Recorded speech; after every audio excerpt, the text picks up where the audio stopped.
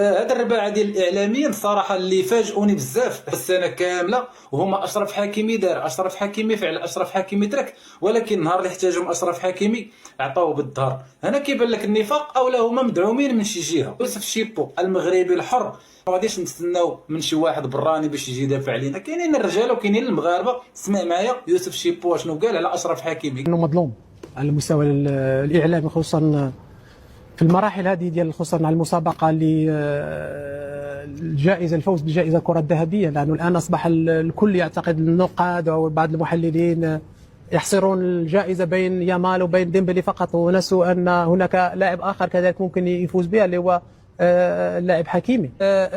حكيمي اللي تقريبا من بدايه الموسم واللاعب يؤدي بنفس الاداء بنفس الرات، عمل 13 اسيست وسجل 15 هدف. هذا ليس بوسط ملعب وليس بصانع العاب وليس بمهاجم، هو ظهير ايمن.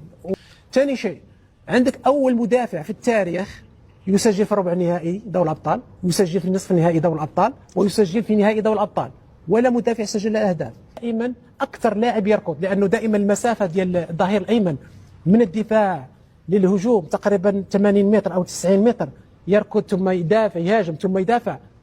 يعني ان هناك بعض الاحيان يصبح كجناح، ثم يصبح كصانع العاب، ثم يصبح كمهاجم ويسجل الاهداف. نعم صحيح. وانا في اعتقادي من خلال هذه الاحصائيات وهذه الارقام، انا في اعتقادي افضل بالنسبه لي يكون من احد اكبر المرشحين للفوز بالكره الذهبيه. نعم.